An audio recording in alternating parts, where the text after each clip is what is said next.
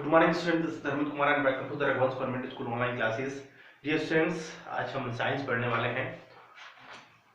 तो साइंस में हम लोग क्या पढ़ रहे थे? साइंस में हम लोग पढ़ रहे थे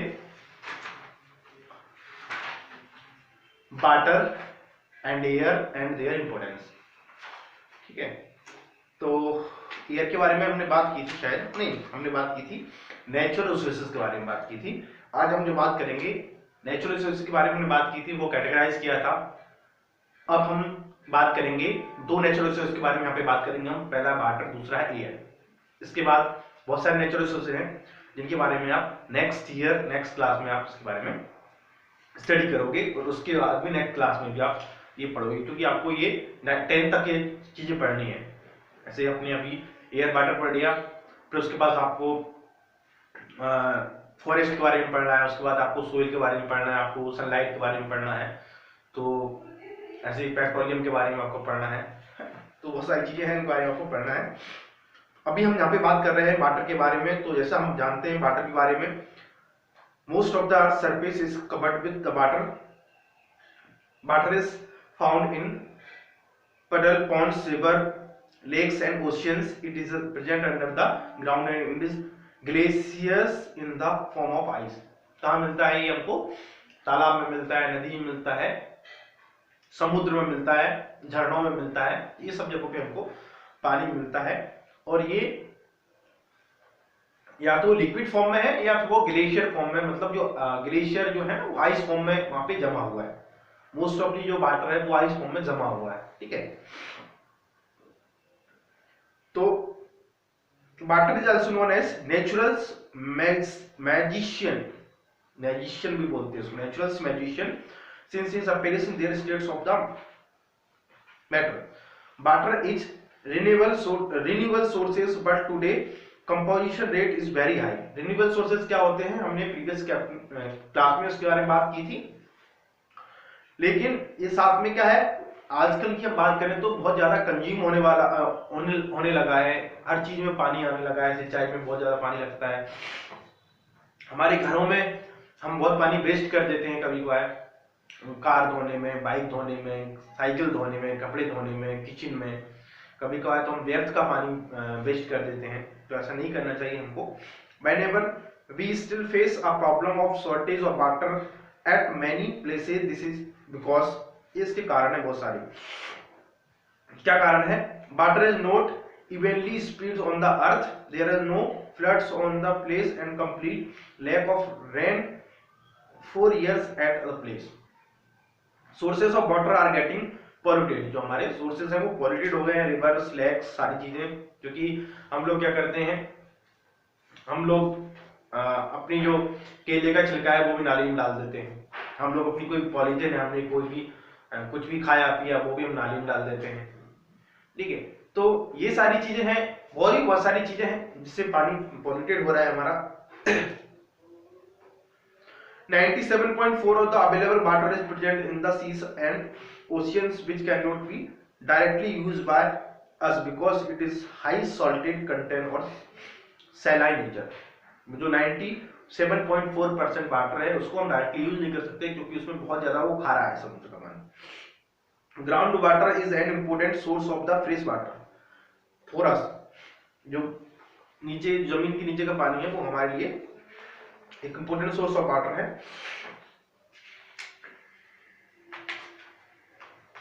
नेक्स्ट टॉपिक है हमारा importance of life of water. क्या है इंपोर्टेंस ऑफ वाटर? तो मुझे नहीं लगता इसके बारे में बात करने की जरूरत है।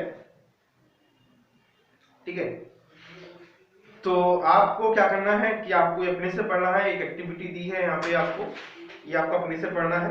ठीक है, ताकि आपको और भी ज्यादा क्लियर हो जाएगा। सोर्सेस ऑफ वाटर क्या है? सोर्सेज ऑफ वाटर क्या है? रेनफॉल है, मतलब बारिश से हमें पानी मिलता है। रिवर एंड लेक वाटर है, जो नदियां हैं, झीलें हैं, उनसे हमको वाटर मिलता है। समुद्र है, उससे हमको पानी मिलता है।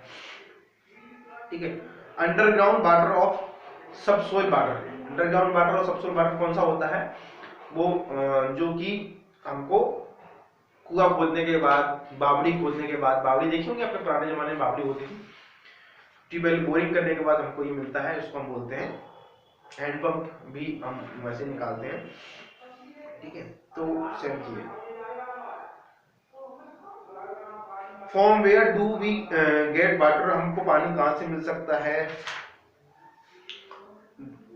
ड्रॉप्ड, क्या होते हैं ड्रॉप्ड, तो ड्रॉप क्या होते हैं इसके बारे में हम पढ़ लेते हैं थोड़ा सा, और उसके बाद हमको पढ़ना है एयर के बारे में, ठीक है।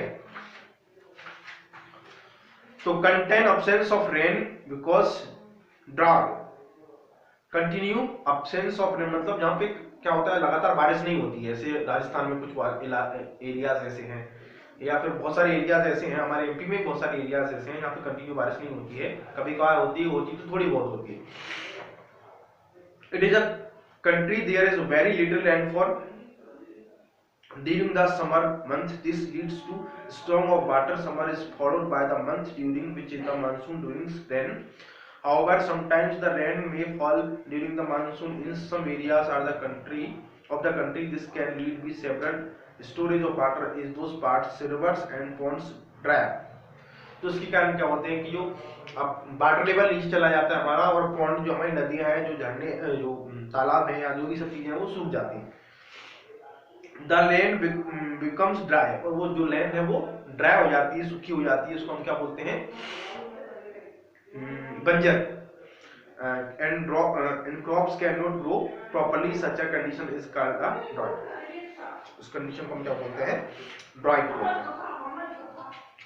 फ्लड क्या होता है, फ्लड क्या होता है, तो कभी कभार क्या होता है हैवी रेनफॉल हो जाता है जिसके कारण पानी भर जाता है जो निचले इलाके हैं, ठीक है, नदियों के आसपास के जो इलाके हैं उनमें, ठीक है, तो उसको हम बोलते हैं फ्लड।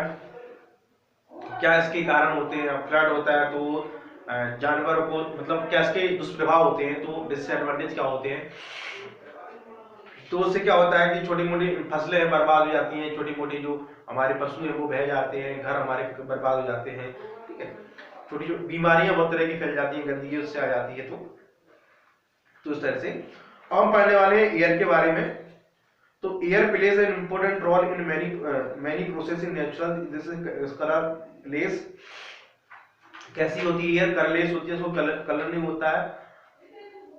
अडोलिश एंड ट्रांसपेरेंट भी होती है। Air is the mixture of the gases, बहुत सारे गैसेस का मिक्सचर होती है। एयर इज नॉट सीन, हम उसको देख नहीं सकते।